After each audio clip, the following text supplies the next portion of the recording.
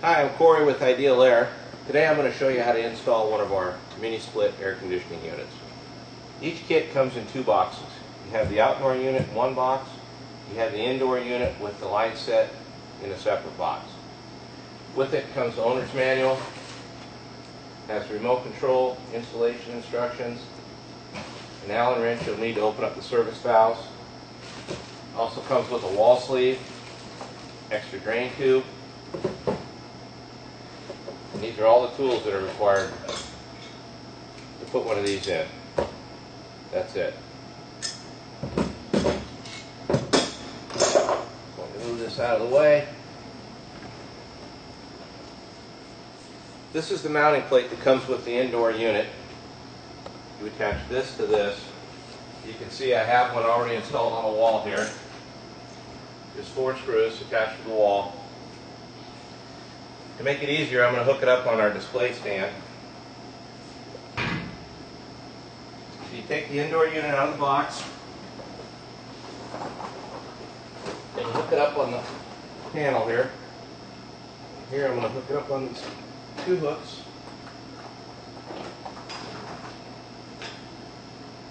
That's all you would do. The same thing if you were hooking up to the wall panel. The line set comes welded at the factory to the indoor unit. It's on a vacuum. It's pre-vacuum. So what we do is we suck all the air out of the line. We have these quick connect fittings here to keep it on a 30-pound vacuum. And this line set is made out of a stainless steel braided line. You can see there's copper on the ends, but the actual line itself is a very flexible stainless steel braid. If this was a standard copper line set like most units have, you wouldn't be able to do this for very long without kinking the unit. This is really user friendly. So you take the box off the unit.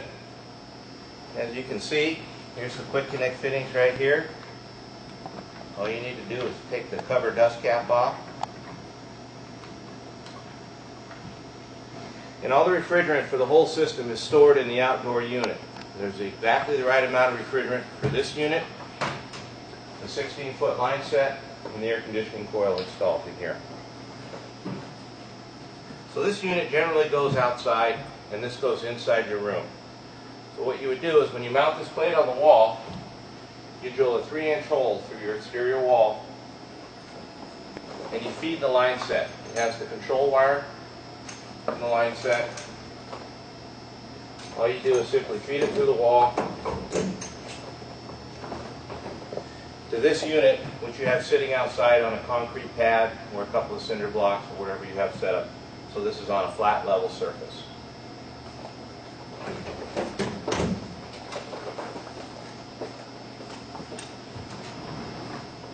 So to hook this unit up, remove these 2 screws.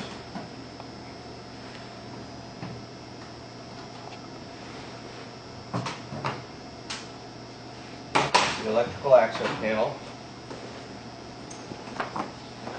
Take the dust covers off of the quick connect fittings. Get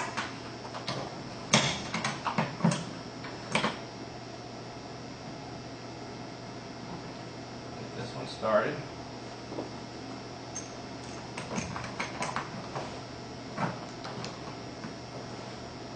And you want to make sure you don't cross thread these.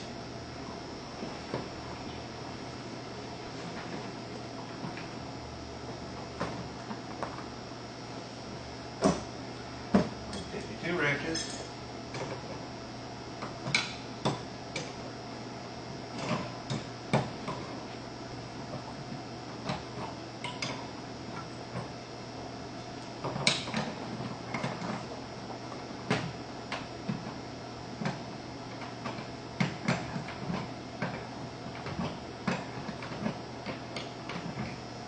Now you want to put a back wrench on here so you don't twist the copper and break it loose from the stainless steel line set.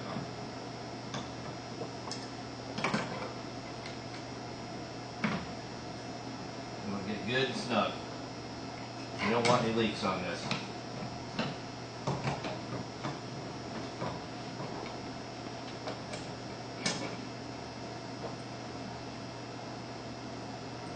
There you go. Now your refrigerant line set is hooked up. You take the control wires that are color-coded and numbered, hook them up inside the outdoor unit panel.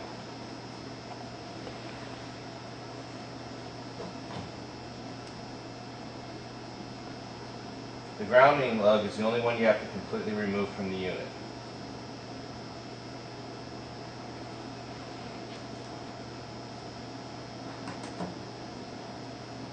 I'm going to take number 1, which is red to red. I'm going to take black, which is L2. Go to black. I take white to white, which is L1. Okay, your electrical components are hooked up. As you can see, it's easily numbered, and you can see the color-coded wires. Red to red, black to black, white to white. It's very simple, very hard to make a mistake when you're doing this. Next thing you do is open up the service valves.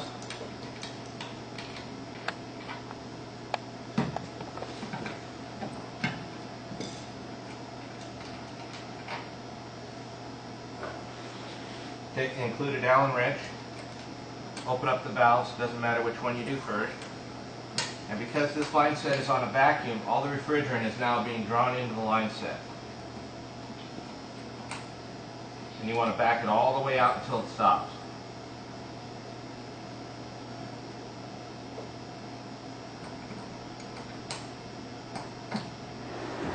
So when you open up the service valves, make sure you leave them open. You don't want to close these. These need to be open so the refrigerant can flow through the lines. And then always make sure you put the dust cap on to keep the dust out. Now I've already put a plug-in on the end of the cord, but you'll have to wire this in yourself. And you want to make sure that each one of these units, whether they're 240 volts or 120 volts, have their own dedicated power circuit. So they need their own breaker. This is very important. The unit's plugged in. I'll take the remote control. You can see the light on here. Turn the unit on. You're blowing cold air. Now the last step, and this is one of the most important steps that you don't want to forget, is after the unit is up and running, you want to take a soapy bubble solution and you want to spray these fittings right here. If there's any leaks, you see a small bubble. If you have a bubble, get your double wrenches out and torque this down just a little bit tighter. You don't want any leaks at all. These things will last for years and years. The refrigerant won't go bad, it won't wear out. But if you don't have a good snug tight connection here and you have a leak, you'll be recharging this thing a month, 2 or 3 down the road. So once you make sure you don't have a connection, you're good to go.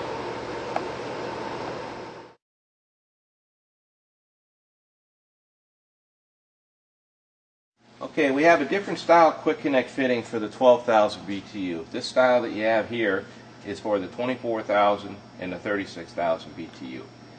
On the 12,000 BTU, the coupler is much simpler. This is mounted to the unit like this. This is mounted to the line set. So you can see there's a little notch there. So this handle will come down like this. So you lift this handle up like so. You'll slide this plate, which is hooked up to the line set, through here. Drop that down all the way. There you go. No tools required, quick connect. You're up and running and ready to go. This is on the 12,000 BTU models only. And once again, the last step, once you turn the unit on and it's running in the cooling mode, make sure you spray a soapy bubble solution in here and check for bubbles. Most times you won't have a bubble, but if you do, if a piece of dust got in there while you were hooking this up, simply shut the unit off, slide this out, slide it back in again, push the button down and make the quick connection, spray it again. No leaks is a good thing.